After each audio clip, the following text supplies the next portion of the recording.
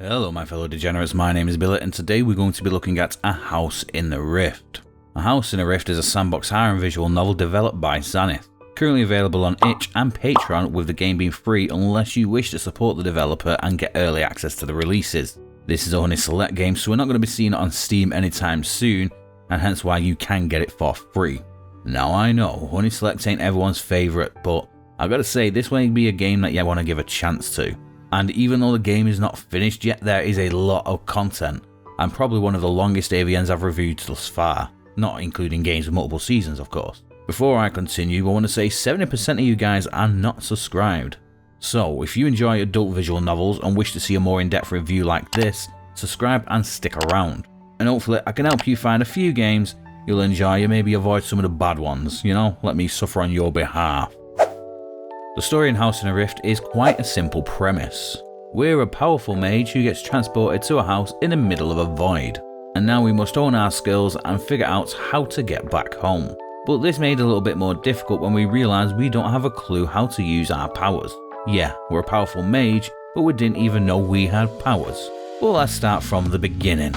It all starts when we're just relaxing in a park on Earth, the only world we know of. Then something happens and boom, we are transported all the way to this mysterious house that just happens to look like our childhood home. Previously we had no knowledge of magic and we were just living an ordinary life. But as we begin to explore the house, we see that there are minor differences to our childhood home we knew and a hell of a lot of locked doors. That's when we hear a sound coming from the attic. After we manage to get up there, we find a small woman. Turns out she's not as innocent as she might seem as she tries to attack us and fails. And this is when we realised we are actually a really powerful mage because basic magic does not work against us. So this woman turns out to actually be a succubus who is well versed in the knowledge of magic. Once she realises what's going on, she explains it to us and advises us that we are essentially locked into this house and we need to find a way to dismantle it. I mean, we could try to walk out the front door, but it's a big drop. But things in this game get even more interesting when we start dreaming about other women. We usually find these women in a deathless situation. We see what's about to happen to them and they're about to die usually, and at which point through our magic called ether walking, we manage to save them and drag them back to the house with us. So now they are stuck here with us and we have more responsibilities to help more people. And with the more girls we get, the more doors begin to unlock. Now the overarching story is interesting, I do really enjoy it and I really want to find out more what's going on, but the main interesting part is a girl's solo quest and the girl's own stories. Each girl tends to have several different quests. There's usually basic hangout quests where you get to know the girls, the mahjong quests which progress their mahjong skills, and finally the homeworld quest where we tend to venture into their homeworld and that's kind of like their main plot line. So now we must juggle trying to help all these girls out whilst also at the same time trying to save ourselves from this house. Not only this, but we've got to play the referee, and being the only male in a house, you can imagine what kind of stuff that's going to lead to. I mean, I'm not complaining.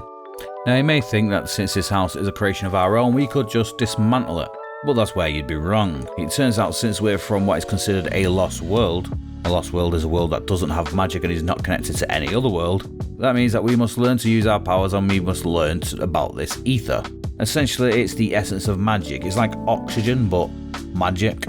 And this is where we're going on these ether walks with the girls. We can go back to their home world, but it can only occur for a short period of time before the house pulls us back. However, it is beneficial for us since it helps improve our skills and teach us how to use them. And it also helps with getting a few good mahjong games out of it. And another really interesting part is when we finally take them to Earth and watching their reaction to how our world is. Since these tend to come from more fantasy lands that are more based in medieval era, they don't have the tall buildings, cars and electrics. Even entering the house they are dumbfounded at what the TV and the fridge is. But the issue of the story begins when we start getting a lot of sequence breaking, as I will mention more in the mechanics section. There are quests in the game, and they break the order of which the game is meant to run. For example, there is one of the girls who discusses wanting to have dinner with everybody, and when you have the dinner, only 4 of the girls are at the table. However, I did this when I had all 6 girls in the house, so we just ignored 2 of them because technically I should have done this quest prior to getting the other 2 girls in the house. Now, this could be avoidable, but it would require a bit of work from the developer's side. For example, they could have it so if you got the other two characters in the house, it would either skip the quest, or if they believe that the quest is essential, it would be an option where you can show the extra girls in the house. But like I said, this route would mean that they would have to do at least 3 different branches for this, because you'd have to have one with the 4 girls, and then one with 5 of the girls, and then you'd also have one with 6 of the girls, but it would stop the secret break-in. But again, it will be a significantly more work on a developer's behalf. I don't know if that'd ever get done, but it is a pain in the ass when I'm going through a quest and realise I'm significantly behind where I should be on the main plot. This occurs quite frequently and is inevitably going to happen when you have so many quests that are independent of each other, but they still need to be within a structured timeline. Now, this wouldn't be as bad if you played it from day one of release and played it with each update, but when you jump in at a later time like I've done, things can get a bit muddled up. Now, the characters in House in the Rift are a very interesting bunch. We play male MC as per the norm with most of visual novels, and he's an absolute blank slate. We choose his name and he doesn't really have a history.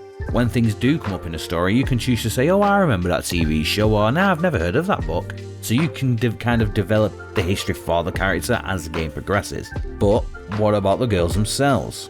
Azraisha, or Ray for short, she's our little violet-skinned succubus. When we first meet her, she tries to kill you, but she fails to kill you, so she decides to blow your mahjong stick instead. I like this girl. She's kind of the glue that sticks everybody and everything together. She's the one teaching everybody about the magic and kind of becomes like your right hand within the game, helping maintain the household and run things along with you. Despite her lewd jokes, she's actually very well spoken, which is a bit of a juxtaposition for her, and I do really like her character. Naomi, on the other hand, well, I first liked her character. She's this big muscle mummy pirate woman who's got huge mahjong tiles. Yeah, when we first introduced her, she's a lively one and she's quick to settle into the house. She was very upbeat and positive and liked having a good time. But as you progress her story, she kind of takes a turn for the worse. She still tries to remain positively upbeat, but you can see it's kind of forced. And eventually the character came rather frustrating to deal with, which I think is actually by design, so I'm not complaining that she's a bad character because it's good development. And she's a good character because if they achieve the goal they're going for, which is being frustrating, then of course they're working towards what they want. But the main thing to remember is that when you read her dialogue, you have to use the voice of Calypso from Pirates of the Caribbean. It was a woman as changing and harsh and untamable as the sea. The next girl in the house is Caitlin. She's also a mage, sweet and innocent type nerdy girl. So we can probably all guess where this character is going to be developing into. She loves to study and work hard and is constantly training her magic with Ray. And in fact, she actually becomes an essential member of the household in regards to leaving, because it's her magic and her rituals that are going to help us learn more about the house and its properties in order to leave. However, in her spare time, she likes to look at those naughty mangas, if you know what I mean. Which is when she starts wanting to experiment, and lucky for us, we're the only male in the house. Oh, but Lyriel, a beautiful elf. When I say basic bitch, she's the most basic of them. The way she speaks, the way she acts, the way she thinks she's better than most cause she's a trueborn. That's what elves call themselves. When we first meet her, she doesn't want anything to do with anybody in the house. She looks down upon us because it's just 3 humans and a demon. However, as she becomes settled in, she becomes to realise that people in the house ain't as bad as she thinks, and she kind of becomes a bit more friendly towards them and starts wanting to prove herself. She does still try to put this front on, but eventually we start to see the cracks, and behind it is just a scared, confused girl. She's never played mahjong before, but eventually we can increase her lewdness and get her, well, let's just say she's down for anything nowadays. I really enjoyed her plotline actually, and I can't wait to see where it goes in the future updates. Yona, big barbarian orc mummy. Now this character is rather deceiving. When she first entered the house, I thought she was just going to be another Naomi. But it turns out she's a lot more subdued and submissive than Naomi, and in fact all the other girls. So I didn't really expect much from her character. And when we first meet her, she's so subdued that you can't really have a conversation with her. She feels like she's got to have duties within the household and doesn't really want to interact much. And she calls you shaman and thinks all the other women are your wives, and she's got to become one as well. And it's not until we actually start getting into a story that she actually begins to get a little bit more interesting. But due to the nature of her ways, she's not really a very interesting character to speak to and deal with in my opinion. The story gets interesting, but we're not too far into it at the moment. Blair, she's what you call a sturdy folk, basically a dwarf. She doesn't trust us at all, not for quite some time at least. I mean, she even tries to escape the house by building a really long rope and climbing down it. Which, to be fair, if you've got the skills, it's a quite reasonable response. You've woke up in a mysterious house and you've got to get out of it somehow, so you're going to try. But she's probably my least favourite character. She doesn't believe in magic, and when you showed her, she's still so stubborn that she still won't believe it. She does eventually come around to believe in us, but it's just annoying and frustrating just the way she responds to it. That's why I don't really want to spend time with the character. I do a quest, but that's mainly for the sake of the game, and if it was my choice, I'd just be avoiding her outright, because I can't be doing with her. Speaking of canny, I hate the way she speaks. Now, if you're a Scot, this means no offence to you, but she uses a lot of Scottish slang, like the word ken. Basically means no, like do you ken what I mean? And I know a fair few Scots myself who speak like this, but she says it every other sentence. Even if you were to replace the word ken with the word no, nobody in the history of living has ever said the word that many times in a goddamn conversation. Okay, I get it, she sounds Scottish, but Christ alive, if you say that word one more fucking time, I'm gonna throw you out the house myself, without your rope. Anyway, that being said, I do really like the characters. They do have quite a bit of decent character development to them. They don't just start as this generic character and remain that way. Yeah, what you usually do see at the beginning is a stereotype of their archetypes. But once you get to know them and learn more about them, they do develop into their own personalities and become their own characters. Naomi's not just this over-the-top, hyped-up pirate, she's dealing with this emotional situation that she's in. L'Ariel's not just high-class, snobby elf. Yeah, she comes across that way, but once you get to know her, you start to understand her. And there's a hell of a lot more to her than that. And this works really well because beyond the house, there's not really any other characters. So you just meet these 6 characters, so the developers have really focused on making these 6 characters interesting, and they've done it really well, it works. And even the characters that I don't really like much, it isn't because of bad character design. I don't like them because their personalities doesn't work with mine. It's like Joffrey from Game of Thrones, everybody hates him, but he's a good character for the series, just a prick. Now, in the House in a Rift, there isn't any major mechanics. We do have a few things, the main one simply being the free roam, and the ability to choose which quest you do in which order. But we also have a day-night cycle. There are 3 stages, well, 4 stages of the day.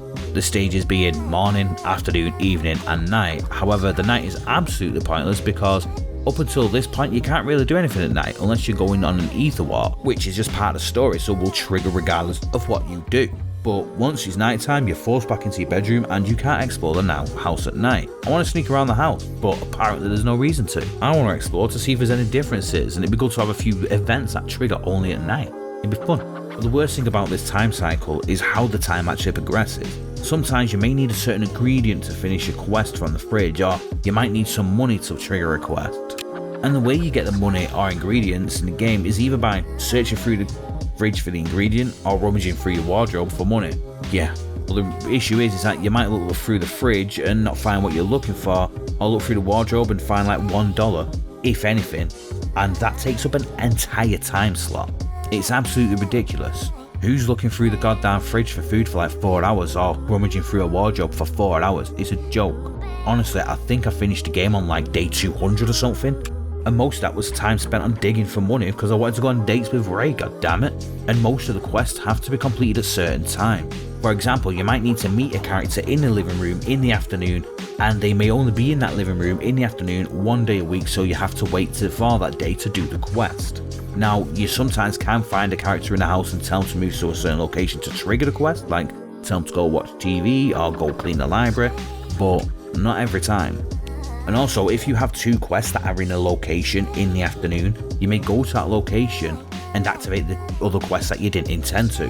And I've got to wait another week to get the other one back. And this lends itself to the sequence breaking because you may end up doing one quest before you get to do the other one. And sometimes you have to have certain items for certain quests, so you have an inventory system. But it's pointless.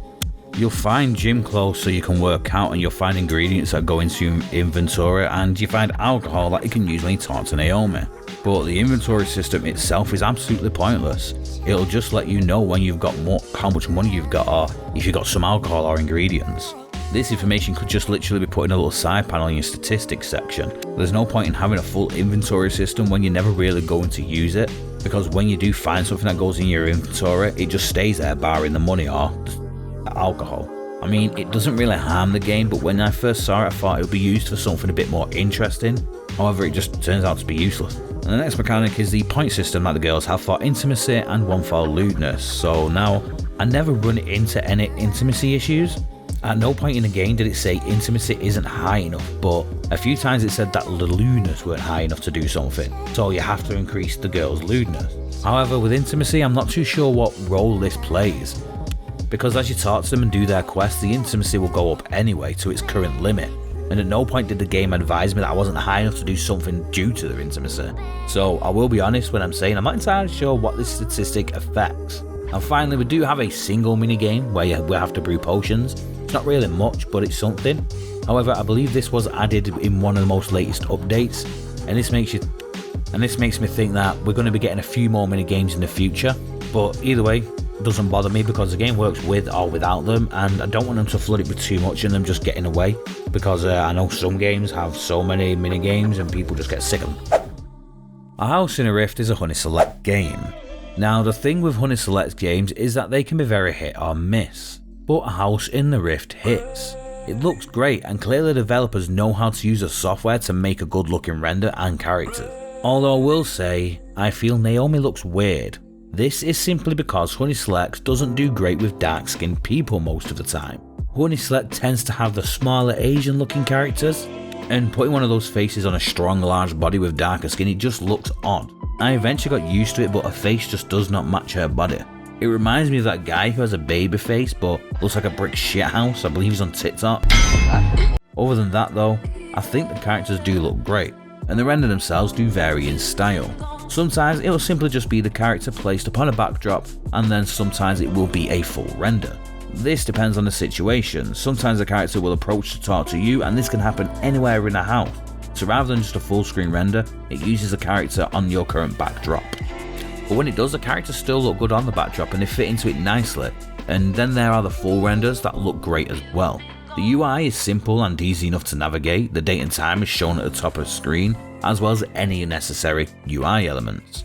You can navigate the house by clicking on the relevant doors or locations on the screen, or you can use a little map in the instant to instantly move to a location. But this will act like you have travelled through the house. So if you click on a certain point in the map and there is an event in the room prior to your destination, you still activate the event in that room prior. And there isn't a text box. The area behind the text is slightly darkened and the text is white with a black stroke. When there are multiple lines of text, you can see the top of the next line before it appears due to the stroke. I'm just pointing this out, it's not detrimental and has no effect on the gameplay. But the text is easy to read and it's clear, same with the characters' names, each having their own colour and being easily recognisable. And in regards to the animations, besides playing some Mahjong, there aren't really any animations that I can recall. But I will speak more about animations in the Mahjong section. The audio in House in the Rift is probably the biggest letdown. There are no sound effects in the game whatsoever, and there are like 3 music tracks in the entire game. You have your free roam music, the same piano music that just loops over and over again that plays for hours upon hours.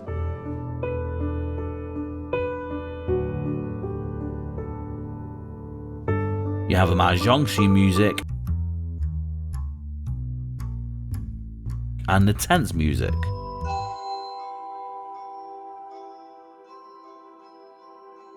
Beyond this, I can't remember any other tracks. Now I will say there is one scene with sound effects and it's a special unlock, and the sound effects sound great. Full blown Mahjong sound effect. Some of the best I've heard during these types of scenes. But it's not even part of the game, it's a special unlock that you dream about and not an actual scene with one of the main girls. It's a shame when they can showcase this level and quality of sound effects and then not use it throughout. Why? So, you're trapped in a house with 6 women, one of which is a succubus. Clearly there are going to be plenty of Mahjong games happening. You're going to get most interactions with Ray the succubus for obvious reasons, and there are ample opportunities to drop tiles with other girls. Blair and Yona don't have as much as the others just yet as they are newer, but I'm sure there is a lot more to come. And with most of the girls, the scenes are achieved by following their route, so they do kind of make sense to their story. But once you hit once, the floodgates open. The scenes just come more often and frequently after that, and they are also repeatable. But the real question is, are they actually any good? Yes, each scene has decent animation loops that usually has 3 stages at least with different animations. And the animations are smooth and they look great. The only downfall is the audio. The music isn't what I'd personally select for a good game of Mars Young, and there are no sound effects. But beyond this though, there are some great scenes with a decent amount of variations and flavours, and also a few scenes that are from girls outside of the household, like in memories or dream sequences. Now, the best girl in the game came down to a choice of 2 girls, Ray and Lariel. Ray was in the running from the get-go. She starts off on a high and rarely comes down. Lariel, however, kinda came out of left field for me. At first I really didn't like her, the way she speaks, her attitude, I hated it. She really rubbed me up the wrong way. Phrasing! However, after doing her route and learning more about her, finally breaking through that wall, she began to grow on me and started to become one of my favourite characters. But as we say, it's best girl. Ain't no plurals here, so the best girl is Ray. You're the best damn girl in the whole wide world. Baby, you're the best in the whole wide world. I mean, if you played the game, you get me. The woman has gone down perfect. Honestly, she's not only the best girl from this game, but she's possibly the best girl 2024. She's always down to shuffle tiles because succubus, and she's really good at it because succubus. And it's not all just about the mahjong though. Depending on the options you choose, her and the MC work great together, and are always on the same level. She's got this great sense of humour, but there is one thing that placed her above and beyond the other girls. There is a sequence that takes place in the MC's bedroom. You walk in, she's on the bed down to shuffle. But you can refuse her and instead say, we can just cuddle. She accepts this, and when she does, she says she understands that you're tired and you have a lot going on and you need to rest for a bit. She actually gives it. The other girls mainly just want to use you for multiple different things. They abuse your power and drag you to their world. They have you fix all their issues, but Ray, yeah, she wants your help, but she also wants to help you. She actually cares for our well-being. And we all know, nobody really gives a shit about men. So when someone does, you marry them. So overall, A House in the Rift is a great game with a large amount of content already available and more upcoming. It looks great and the characters are good as well, especially if you like the Honey Select type of art style. My main issue, however, is the audio. Just the lack of sound effects and very little variation in music. This area could do with some work. But I would definitely still recommend checking the game out and supporting the dev where possible since the game is free. They're doing a fantastic job over there and I can't sing its praises anymore. Go check it out.